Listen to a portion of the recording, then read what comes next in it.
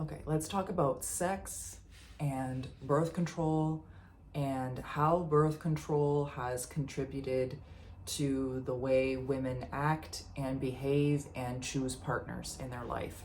When you're on hormonal birth control, it suppresses ovulation. It lowers your testosterone. It artificially keeps progesterone and estrogen steady, and it changes the cervical mucus and uterine lining. A normal cycle for a woman is hormones are low, then they start to rise, then you peak in ovulation, and then you drop again just before your menstrual cycle. Now, women trying to change this natural cycle is sounding a lot like when carnivores and all these other people talk about, like, you better be scared of those blood sugar spikes, guys. You don't want to have that natural cycle of eating something and it coming down. You just want to be low all the time. You just want to be down all the time. So this essentially changes the way that you think, the way that you judge, the way that you behave. Birth control keeps you flat and consistent. It's very masculine to me. That sounds very masculine. So although it lowers your testosterone, it also keeps you in a masculine routine and loop. I have 13 periods in a year because there's 13 moon cycles and there's 13 cycles of 28 days in a year, okay? A man starts his hormonal cycle renewed every single day. We live in a world where it's like 9 to 5, get to work, blah, da, da, do. It's very geared towards the masculine mind and the masculine work ethic, which is whatever. I can't do much about it. I'm just telling you my perspective on what's happening here. So what gets affected when you change the way that your hormones work as a woman? It's going to change your mood. It's going to change your libido. It's going to change how you handle stress. And it's going to change your preference, okay? Whether you like it or not, when you're taking birth control and even getting off of birth control and like cycling off of it, it is a steroid, but it's not the same as like an anabolic steroid that like most men are injecting to get swole. So it's just a foreign substance in the body that tricks your body into thinking that you're pregnant also, so that you don't ovulate, so that you don't go seek out a masculine, confident man. So natural ovulation, a woman is more attracted to facial symmetry, masculine features like dominance and confidence, and there's an increased sexual drive. Every woman that isn't on birth control can absolutely attest to this and say that it's 100% true, okay? And I know that when I'm ovulating, my face appears more symmetrical to the man that I'm seeking. I exude a pheromone, a smell that you can't identify that says, I'm ready, my egg is dropping, it's time. Okay, so this natural cycle for a woman where it's like low to rising to peak to dropping, this is how the earth works. This is how seasons work. This is how cycles work. This is very natural, normal, and how one part of the two works. And it makes sense that we're different.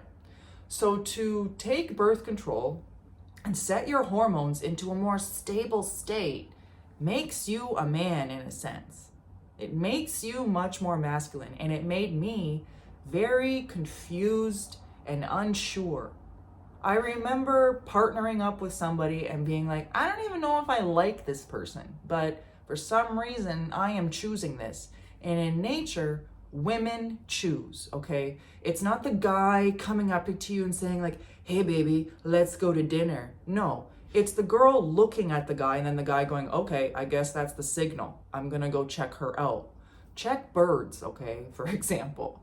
They do the dances, the men. They have the more beautiful feathers. They are the more beautiful of the two. The women are there to accept or reject. And that's how it works in humans, in panthers, like whatever. That's how it goes. Women choose and men have to show that they are worthy of being chosen. So when you suppress your ovulation, you're essentially saying like, I'm gonna now be attracted to somebody that's more feminine. I'm gonna be attracted to some kind of simp that does everything I say at the drop of a hat. And then I'm going like, but why do I want the Chad? Like, why do I want the guy that's like a complete a-hole or is like full of confidence or is full of dominance? Okay? Why is this happening? It's because a lot of women are on birth control and they take it and their doctor tells them that this is going to regulate your hormones and this is going to make your PMS a lot better, or your PMDD, or whatever is going on in the world, because all these women have PCOS and all this stuff going on these days. Instead of saying like, maybe you should eat better and take care of yourself, maybe you should exercise. No, we'll just boom, put you on a pill. Okay? It's really bad because so many women are out there now, single, hitting the wall, for example, or divorcing their husband for zero reason. It's not like he cheated. It's not like he's abusive. It's not like something is actually happening. It's just like, I'm bored and I chose you when I was on birth control and now we have 3 kids and you know what? I just want to like take care of myself and I just want to go have my eat, pray, love moment. It's really, really bad. And men are just like, you know what? I'm giving up. I'm just going to pop that black pill and I'm an incel and I hate women now. And it's like, we are in a very interesting time of how men and women relate to each other. And it's not a mystery to me, but it's a mystery to a lot of people out there who are basically pumping themselves up with hormonal birth control. They are taking some sort of mental health pill. Like, there are just so many things that you can do to change your natural physiology and how God made you. So for a woman to reject her natural cycle by taking hormonal birth control, it will in turn change your mood, change your stress response, and change how you choose a partner. And you will choose the wrong man or man-child or whatever it is that you end up finding that is just not cutting it for you. You would rather somebody who is like, you're a little scared of, you know? You would rather somebody that could probably fuck you up, that could definitely dominate you and put you up against the wall. But they would never do that. That's the point, is you find a man that is capable of doing these things, but has restraint and respect for himself and respect for others. So we're in a very interesting world. And I see that I look and feel like I got more sense than some men that are coming onto this channel and are out there in the world as well. And people look at me like, wow, you really, really know something. And it's like, all I'm doing is trying to align myself with what I am, and I am a woman. So it's very good for me to ovulate. It's very good for me to look for that confident, domineering type man. And it's very good for me to choose that man because he has the strength and the resources and the intelligence and the logic and the strategy to kind of keep me on the road instead of just being like, I'm gonna go by feelings and la-di-da and we should live in a feminine society and we should have a woman president and everybody should be piercing their septums and have blue hair because it's my body, my choice, and I'm gonna go to the hospital and murder my fetus because I, was a 304 or whatever. So this is where we're at. And honest to God, I experienced it when I was young, that I was just like, I don't even know why I'm on this. I don't get it. It's not like my periods are better. It's not like my doctor told me like, maybe you should change the way that you eat instead of going on birth control, because the reason why you're having so much period pain is probably because of what you're putting in your mouth and what you're doing with your time. Like, are you exercising enough? Are you sleeping enough? Are you hydrated enough? Those were not questions. It was just like, oh, you want to be on the pill? Like, here's a prescription. And it's not like I was the only one. My friends told me it's normal. The television told me it's normal. Everything is just normalized to make you confused and different from what you actually are. And this is why the transhumanism agenda is like getting closer and closer, is because everybody is just taking things and assuming that they can change God's creation into thinking that they know how to edit it and they know how to do something about this, whereas you should just really fully lock into what you really are. There's a lot of things that I can do that a man can't do, okay? I should be able to bear a child. And then we're getting to the point where like women are actually so useless now, and they've put themselves in such a useless position that they're actually advocating for things to like, I just want somebody else to carry the baby. Well, then what's the point?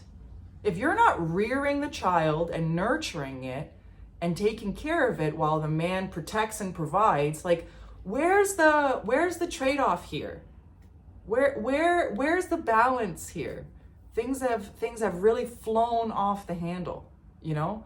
Suppress your ovulation. You are more attracted to familiarity, comfortability, and non-extreme masculine traits. So this is why I think it's very hard to be a man these days. Not only is there like a corn epidemic, if you know, little kids are exposed to when they are very young, and little boys, it goes up and they go like, I don't know what to do with this. And there's a lot of hormone changes in men that I think not a lot of women understand. And I think it's hard to be a man in this modern world. It's hard to be a woman too, but it's very, very difficult to be a man because women are trying so hard to be men instead of just going along with their natural physiology and what they are made for. And I could have saved myself a lot of grief and misunderstanding and things like this if I didn't take birth control. But I'm so thankful that I'm off it, and now that I know what I know, I hope I can tell somebody else that it is good to have fluctuations in hormones. And trying to fight these things and trying to change them and trying to take a pill to change it is really only it's like putting a Band-Aid on a pipe that is just blasting water. Like you're just gonna keep putting Band-Aids on it instead of actually fixing it. The problem is what you eat, what you do, how you sleep, how you exercise. Whether you like it or not, that is the truth. And taking a pill or suppressing your natural hormone fluctuations and production is only going to hurt you. It's not going to hurt the doctor that prescribed it to you. It's not going to hurt anybody else except you. You're the one that's going to have to live with the consequences of how you choose your future partner. Or the normalization of birth control in society is playing a key role in the relationship between men and women and how it has deteriorated, and how 70% of divorces are initiated by the woman, and how men are giving up on marriage. And there are just so many symptoms of this because we are taking pharmaceuticals. Pharmaceuticals are not going to actually heal you in the way that food, sleep, exercise, and hydration, sunshine, gratitude, faith will keep you. So that's the video for today. If you have any comments or questions, please leave them down below. Thank you, and I will see you in the next one.